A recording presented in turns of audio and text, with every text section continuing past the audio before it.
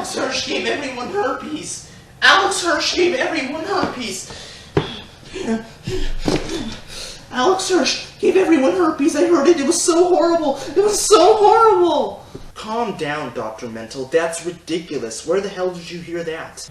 Some YouTuber named Easy Peasy said that Alex Hirsch gave everyone at Cartoon Network and Disney TVA STDs. He fucked Darren Nefsey, he fucked Dana Terry's, he fucked some Sonic cosplayer. Oh my god, Den Hero, it's the worst thing in the world. Did you hear it? Oh my god, it's terrible. The world is coming to an end.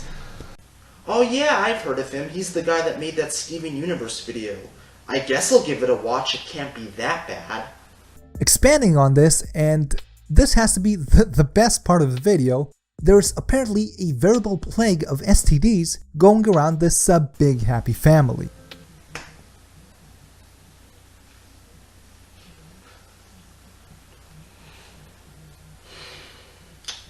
Dr. Mental, we are gonna sit down and we are gonna have a nice long chat about how all of this is bullshit.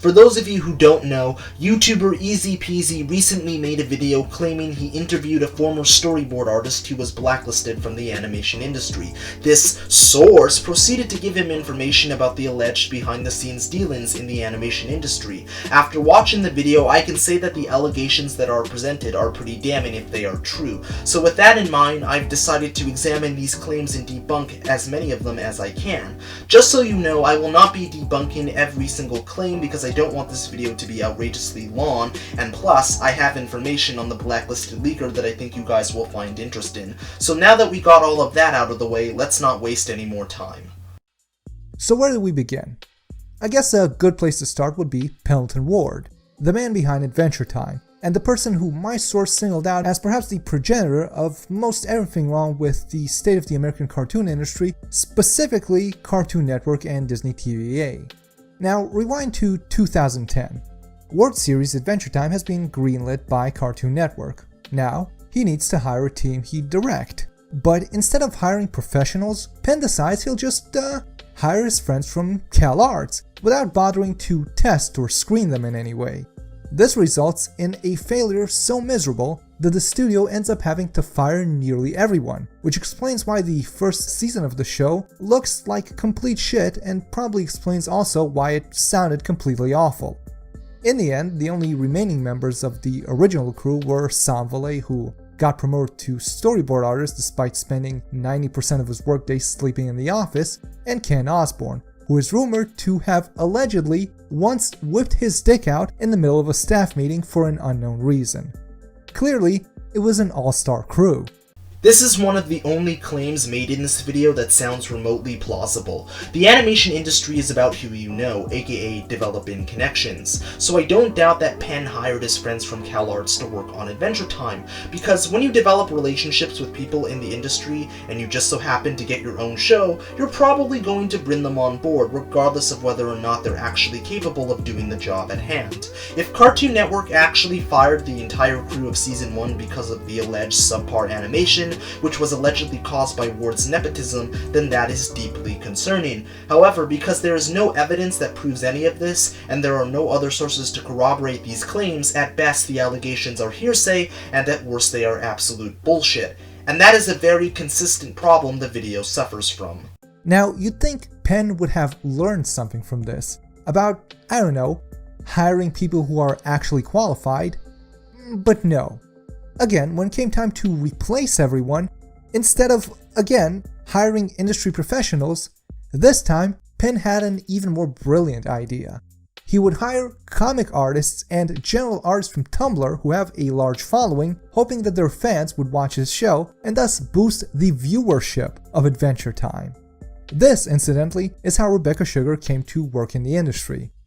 Rebecca Sugar went to the School of Visual Arts in New York City and was hired by Cartoon Network shortly after her graduation to work on Adventure Time as a storyboard revisionist. She was then promoted to writer and storyboard artist in Season 2 before finally landing her own show, Steven Universe. So your implication that Sugar was hired off Tumblr is completely false. From here, things went from bad to worse, as, unfortunately for Ward, he's a complete pushover. He has no control over his employees and no real interest in gaining control over them. He focused more on throwing drawing parties at his house to make him seem cool and popular with his new friends than he did with, actually directing them and telling them how to do their job. To help him do this, Ward instituted a nearly supervision-free board-driven system of writing for the show. See, the system worked like this. The directors would give the storyboard artists an outline of the episode's plot, and then let them just do whatever they want.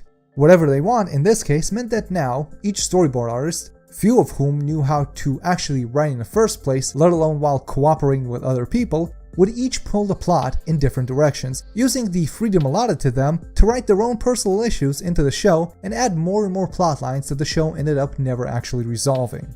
The constantly changing staff, lack of communication between the artists, unwillingness by any of them to confront the other artist when they came up with bad ideas, and a lack of a guiding hand to keep things on track and tell people no, meant that no one really knew where the show was going at any given time, and both Adventure Time and subsequent similar shows suffered from an unprofessional and toxic work environment where much of the day is wasted on petty bickering and ideological one-upmanship between the staff members over who racks up more points.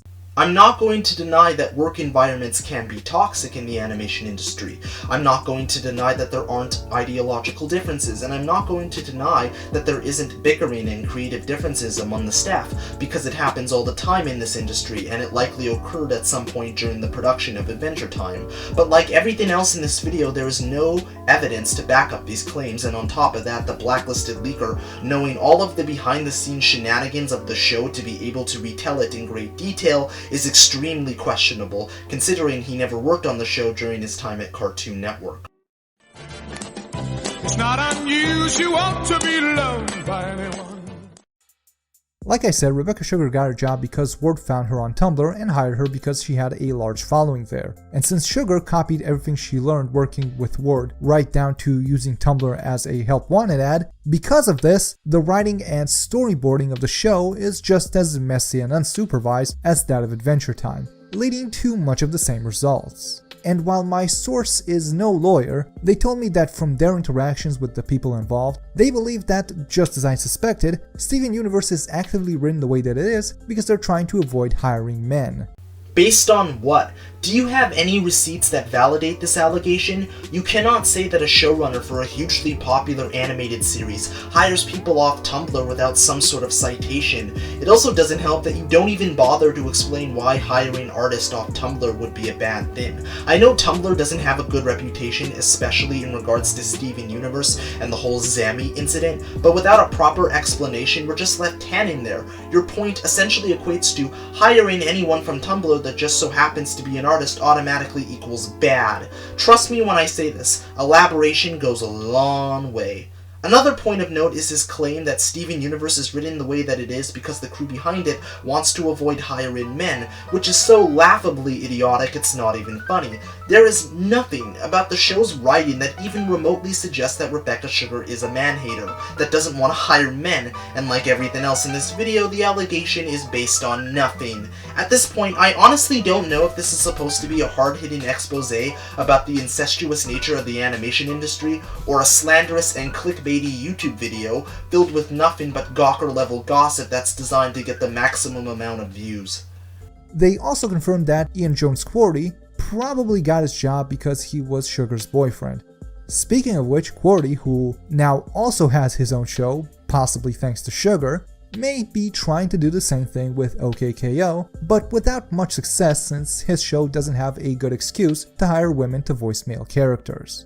Ian has been working in the animation industry since 2006. He started his career working on the Venture Brothers in a show called Super Normal.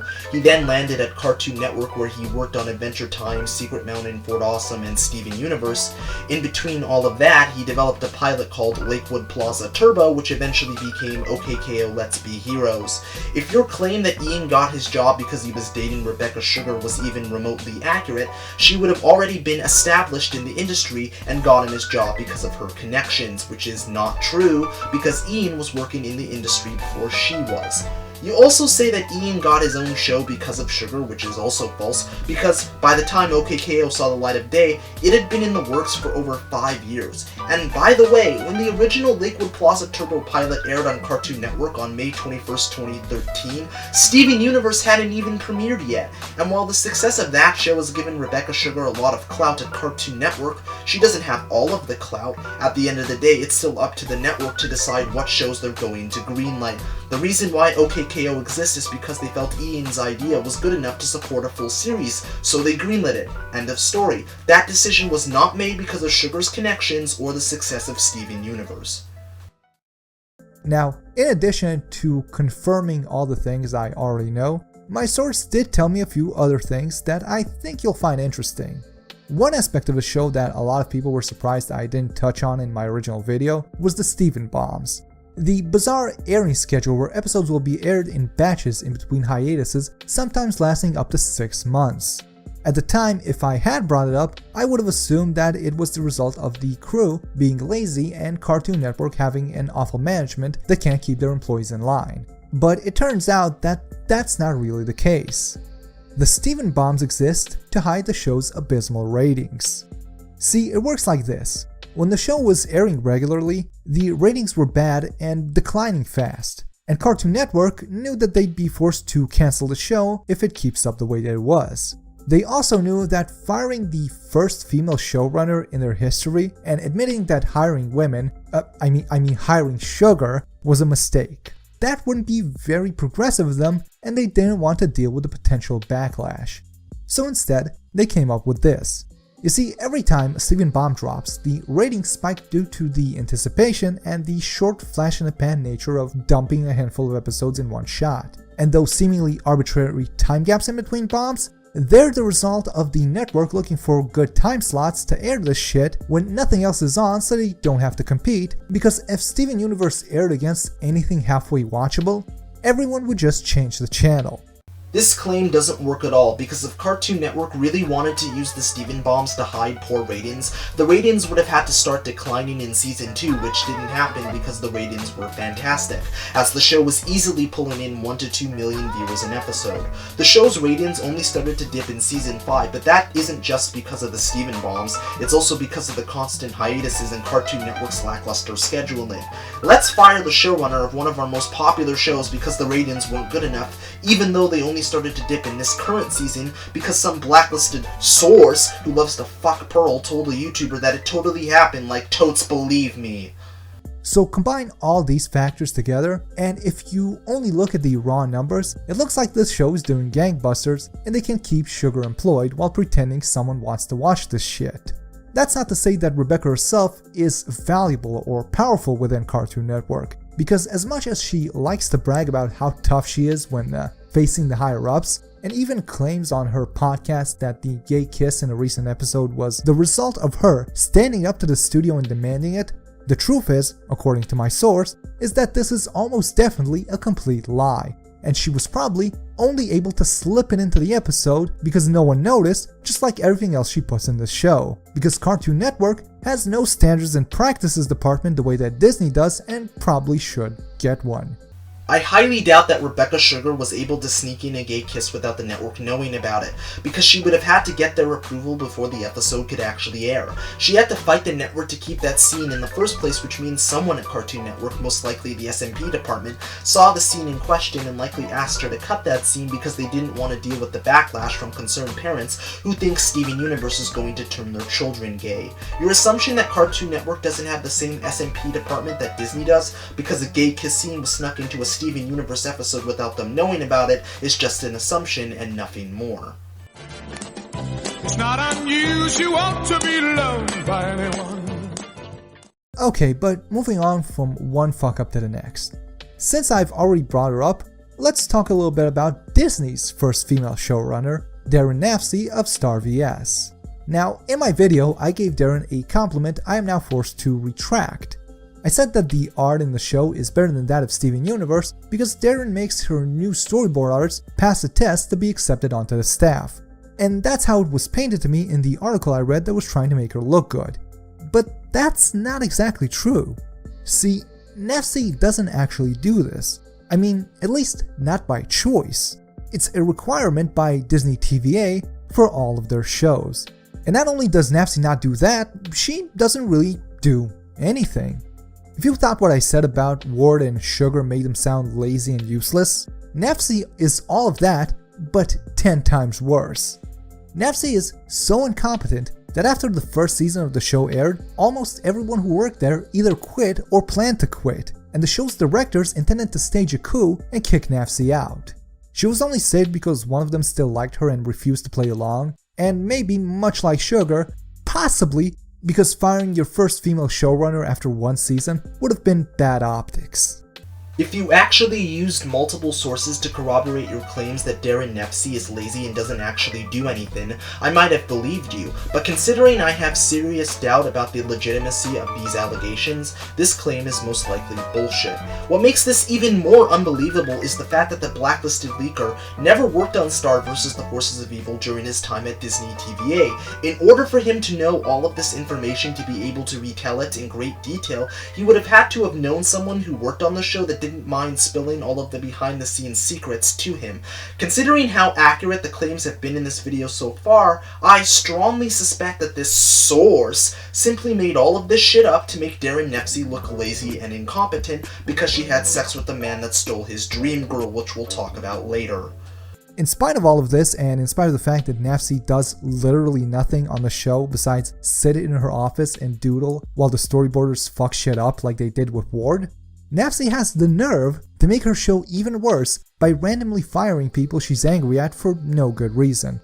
Elth Romanellis, for example, who was one of the show's only good artists, got temporarily kicked out for a while because something he said made Nafzee angry, and to this day apparently neither he nor anyone else really knows what exactly that even was.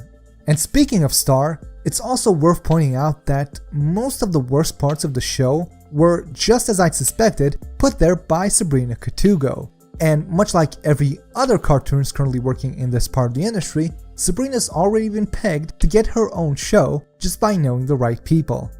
The only thing stopping that from happening right now has been that Sabrina insists on making every single character, or at least every single protagonist, in her children's cartoon show a flaming homosexual. And while she could always take her show to Cartoon Network, who have much lower standards, they also pay you a lot less than Disney, and Sabrina's spoiled ass refuses to accept that. What you're alleging could have possibly happened, but for the 9,000th time, without evidence and without any other sources for the purposes of corroboration, this claim is bullshit. And I don't mean the regular kind of bullshit. I'm talking about 100% grade A bullshit. Alright, next let's talk about the person who got Nafzee her job. A person she used to go to school with. A person she used to fuck. If you thought what I said so far made the animation industry sound nepotistic, hold on to your asses, because if the industry is incestuous, then Gravity Falls is a family reunion at an Alabama swamp, and Alex Hirsch is the toothless patriarch everyone calls Uncle Dad. Alex Hirsch has fucked everyone. He fucked Nafzee when they were in college, he fucked some cosplayer named Mancy D. Young, got bored, cheated on her with Dana Terrace, promoted Dana Terrace over and over despite her being one of the least experienced people working on Gravity Falls, and when Disney threw money at him to direct DuckTales, he accepted, but then fucked off to Fox anyway and handed the show over to Terrace, who he was already dating at the time. And now, Terrace is also getting her own show, just like Nafzee did. To be honest with you, I actually buy that Alex Hirsch slept with multiple women, because if you honestly think that people in the animation industry don't do a little bump and grind, then you are sorely mistaken, because they are just as needy and horny as the rest of us regular peasants. I can see why women would be attracted to Alex because he is pretty good looking, charismatic, charming, and funny, which are qualities that most women like in a man. So it's not unreasonable to say that Alex can get any woman he wants to fuck him.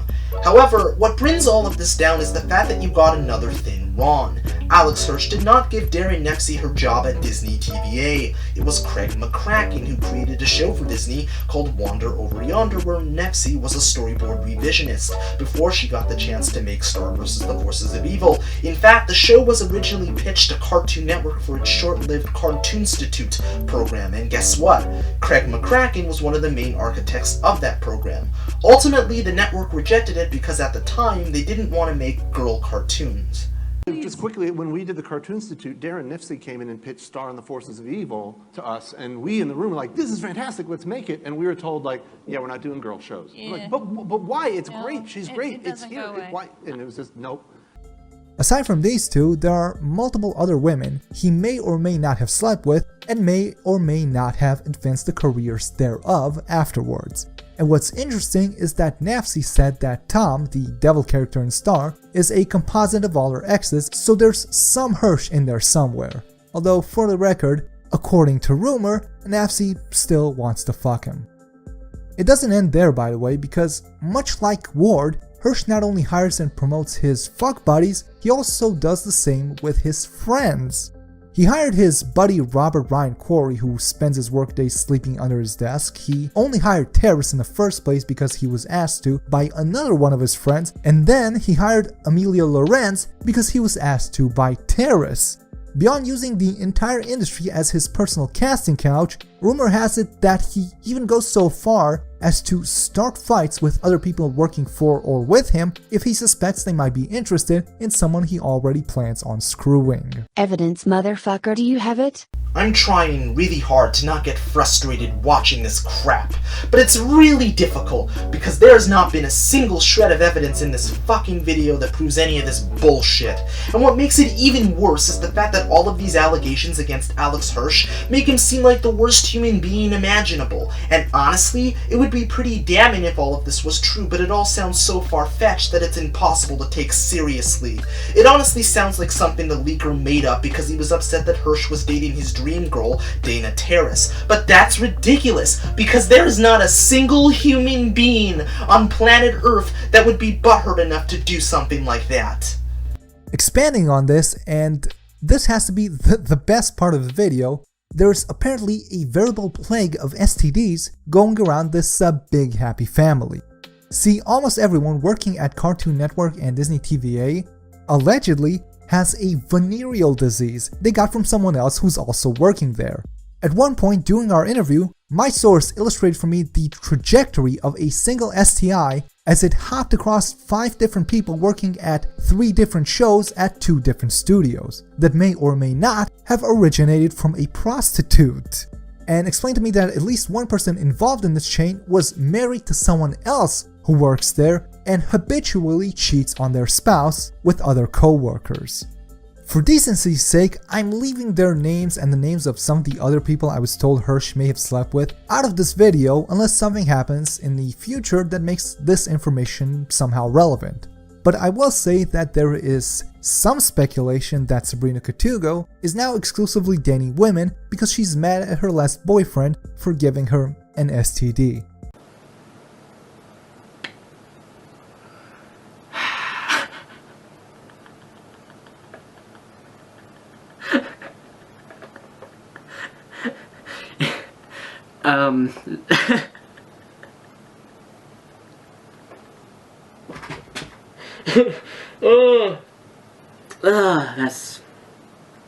I don't know why I just found that so funny, but I did. What even is this video anymore? Even if Alex has herpes or some other kind of STD, I highly doubt that everyone working at Cartoon Network Studios and Disney TVA has contracted it. That sounds way too far-fetched to be believable. Is this a YouTube video, or is it my uncle works for Nintendo, so please believe everything I'm about to tell you because it's totally true? So before we finish with Hirsch though, and before any of you get the idea that fucking him is a good idea, you should be warned that aside from everything else, Hirsch is also really weird. One thing about him is that he sleeps at his office, and not because he wants to, but because he can't drive. Instead, he has to use other employees on his shows as his personal chauffeurs.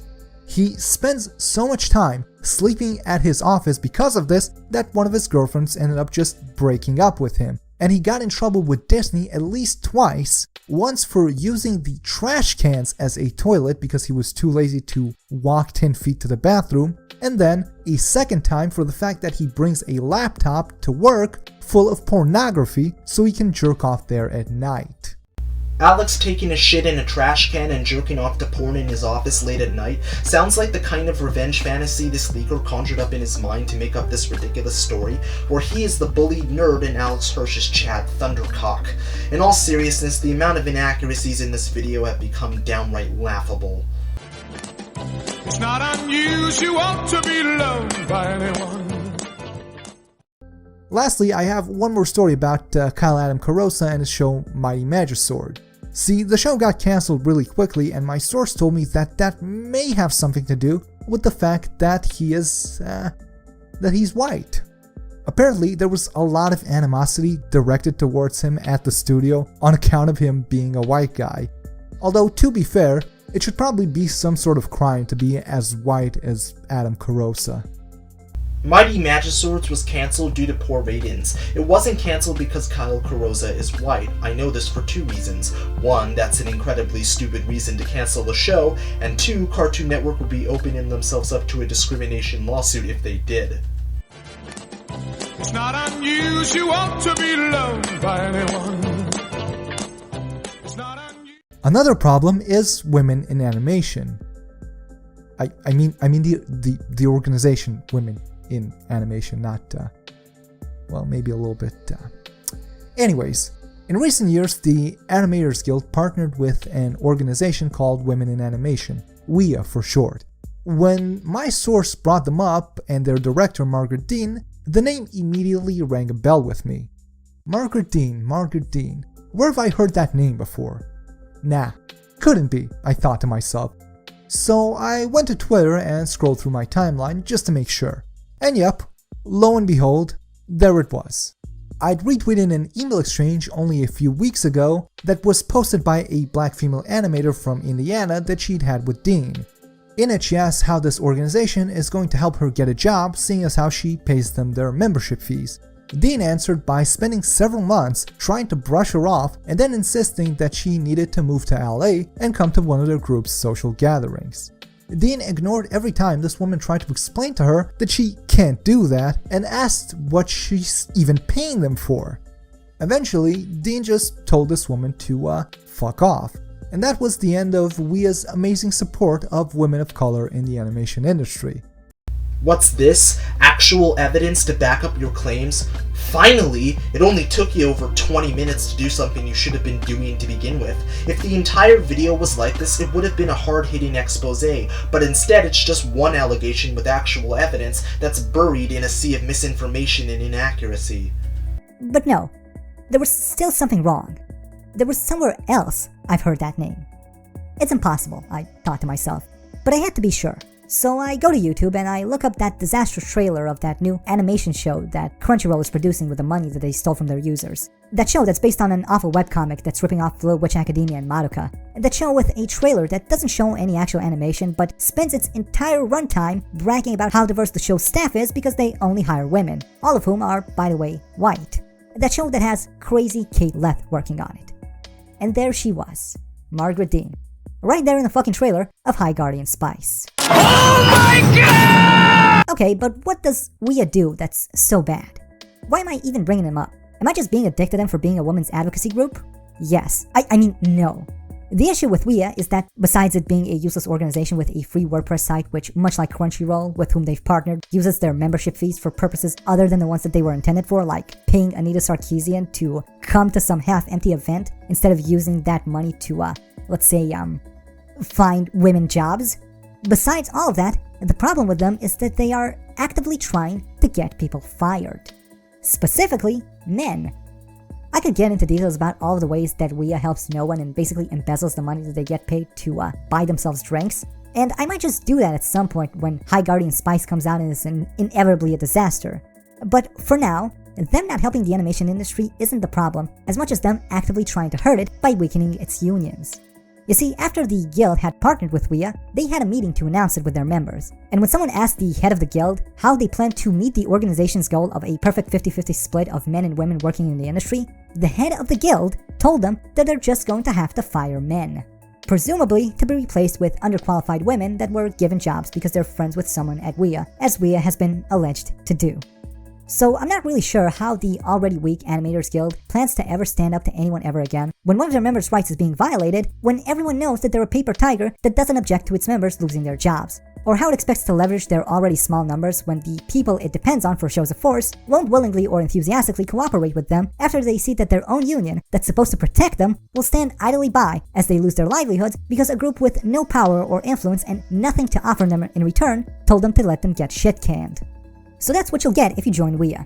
At best, you'll get your money stolen so that a handful of old whores can use it to throw parties in LA, drink champagne, and finger each other. At worst, your incompetent ass will be given a job you aren't qualified for after WEA strong-arms the studios to let you have it, where you'll work with equally incompetent co-workers who got there the same way you did and can't do their jobs. You'll work under awful conditions because the group that put you in place is actively working to weaken your union to the point it can no longer help its members. All the while, the money that you paid them to put you in this position is being used to throw parties in LA where a bunch of old whores drink champagne and finger each other. I could explain why this is stupid and most likely false, but I'm not going to, because if Easy is not going to put in the effort to actually ensure that he has evidence to back up what he's saying, if he's not going to put in the effort to use multiple sources to corroborate his claims, and if he's not going to put in the effort to properly research and fact-check so he isn't saying things that are inherently false, then I'm not going to continue wasting my time telling you guys why Easy Peasy is completely full of shit, because by this point I think you guys get the idea. I know it's bullshit, you guys know it's bullshit, and a good portion of the animation community on YouTube knows it's bullshit, so I think we can all agree that this entire video is bullshit. But do you know what's bullshit? The guy that gave Easy all of this information in the first place. 4chan's Comics and Cartoons board was somehow able to uncover the identity of the leaker. After doing some internet detective work of my own, I was able to corroborate what 4chan already uncovered. I can confirm that the guy that leaked all of this salacious gossip is a man by the name of Luke Weber. For those of you who don't know, Luke Weber was a former storyboard artist that worked on Gravity Falls, Steven Universe, Ben 10 Omniverse, and the recent Spider-Man cartoon. He's also the creator of the comic Bikini Cowboy, which he tried to crowdfund on Indiegogo, but it failed miserably as it only raised $3,101, which was far below the campaign's $18,000 goal. Luke Weber is also a steaming pile of human garbage if the stuff he's been alleged to have done is true. Everything I'm about to say are merely allegations. They could be true or they could be bullshit. Either way, take what I'm about to say with a massive grain of salt. Luke met Dana Terrace while he was working as a summer intern at the digital media company Jib Jab, where he developed a crush on her. Unfortunately, he never got a chance to tell her how he felt because she started dating Gravity Falls creator Alex Hirsch. To say he was unhappy about this would be an understatement, so if you're wondering why all of the allegations against Hirsch were laughably implausible, that's why. Luke was so upset that Alex had stolen his dream girl that he allegedly threatened Dana with a knife, which forced her to file a police report against him. He also allegedly threatened several of his co-workers with rape and assault. He was fired from Steven Universe for allegedly showing Rebecca Sugar a picture of himself fucking Pearl. He's also allegedly schizophrenic and difficult to work with, which is why people warned other studios to not work with him, which is not hard to believe because the animation industry is small and close-knit, which means people tend to talk to one another. So, for all intents and purposes, he's been blacklisted, but not because of ideological differences, it's because he's allegedly a raging asshole. Fresher Luke. Say hi, Hello. Fresher Luke. Hi guys, how's it going? Where are you from? I'm originally from Australia, but I live in Los Angeles right now. You're an LA guy. Yeah.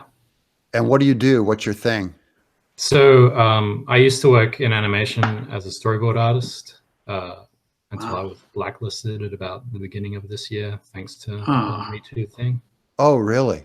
Yeah. and now I'm just trying to find something to do in my off time. So, are you looking to do storyboarding or just anything? I mean, obviously storyboarding because that's what I'm really good at. But generally anything. I can generally do anything art related, like background painting or character design or stuff like that. Luke's reasoning for not appearing in Easy's video was because he didn't want his identity and voice to be recognized, yet here he is appearing where he can be recognized. It's almost as if he used anonymity as a shield to protect himself from the very slim chance of getting sued for libel, because I'm pretty sure Cartoon Network and Disney don't take too kindly to their employees being slandered. On top of that, the information he gave Easy is incredibly libelous and he knows it. The entire video is just a lawsuit waiting to happen.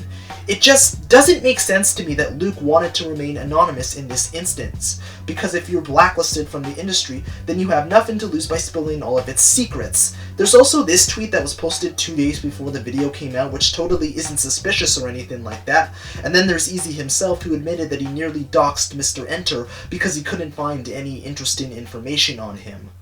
But despite all of the vitriol surrounding him, I was able to find very little actual juicy drama that he was involved in, to the point I considered going out of my way and personally trying to dox him, just to maybe not publish the dox, but maybe somewhere in there I'd find something that's actually interesting for me to talk about. So you've got one unsavory individual teaming up with another unsavory individual. That's fantastic. Next you're gonna tell me that Bryan Sinner and Bill Cosby are teaming up to make a reality show on Fox where they secretly slip happy pills into the drinks of the victims. Look, the point I'm trying to make here is that you should think for yourself, do your own research, and not automatically believe everything you hear in a YouTube video, because the people who do this kind of shit don't have your best interest at heart. They're not interested in giving you accurate information. They're interested in appealing to emotion by telling you exactly what you want to hear, so they can construct the narrative they want you to believe instead of what actually happened. Stuff like this is what causes fake news and misinformation to be easily spread all over the internet, and the sad part is that so many people believe this nonsense without giving it a second thought. I'm well aware of the fact that there is a lot of shady shit that goes on behind the scenes in the animation industry, and I believe people deserve to know about it, but it must be done in the right way. You can't be hurling out allegations at people without solid evidence, because when you do that, we get videos like this that do nothing more than contribute to the clickbait outrage epidemic that's been plaguing YouTube for years. Easy, if you're going to attempt to do something like this again, then please, for the love of God, make sure you actually have evidence and multiple sources to corroborate claims, because I can guarantee that if you fuck up like this again, your credibility on this website will be ruined because no one will take anything you say seriously. I shouldn't even need to say this, it should just be common sense, but considering the world we live in these days, common sense is in very short supply.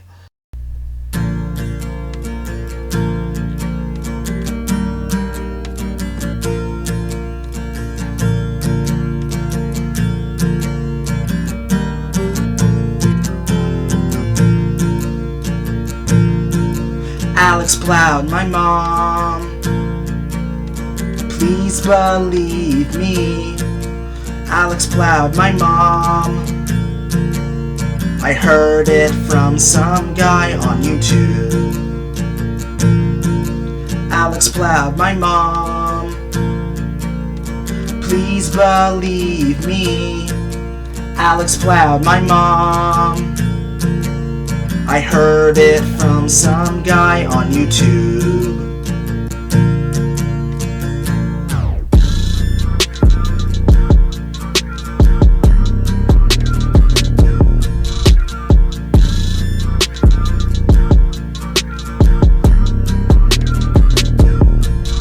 Alex Hirsch plowed my mom, it totally happened. I heard it from some guy in a YouTube video. He plowed Darren FC, he plowed Dana Terrace, he plowed every woman in the known universe. I believe everything I hear in a YouTube video. I told all my friends and they all believe me. So now we're on this massive hunt to find out why Alex gave everyone STDs, from Cartoon Network to Disney TVA. Hashtag Alex gave everyone herpes.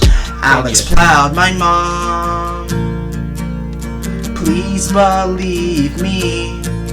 Alex plowed my mom. I heard it from some guy on YouTube. Alex plowed my mom. Please believe me. Alex plowed my mom.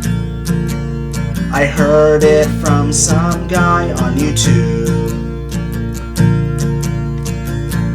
Alex Hirsch shits in trash cans, it's true. I heard it from some guy in Nathan Phillips Square. He plowed Uganda Knuckles, he plowed Eric Pugh, he plowed Lightspeed in a maid outfit. He jerks off to Balzac, then he plowed my teddy bear and gave him level 9,000 Super 8. His name is Chad Thundercock, cucking everyone in sight. He stole my dream girl, so I stabbed him to death.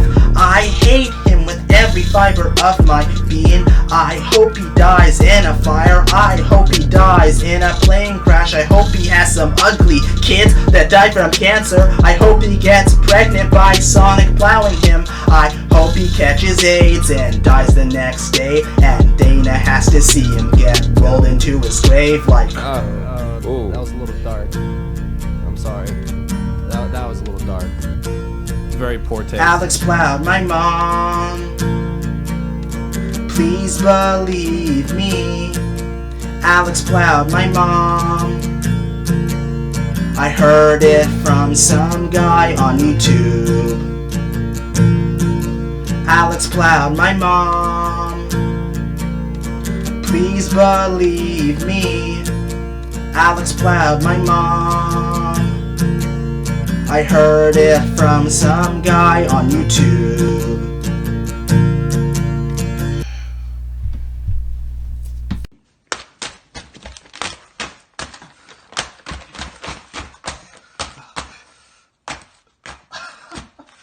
Oh, I'm bent. I'm bent. Look, I keep rolling. Okay. I'm bent. Look, it's all, oh shit, it's all fucking bent. God, oh, yikes. Who knows, if you stab paper enough, it will bend. Good tip, kiddos, if you stab the paper long enough, it just bends. Oh my god. Let's face it, this isn't the cringiest thing you've seen me do in my YouTube career. Oh, this is so going in the blooper. Oh yeah.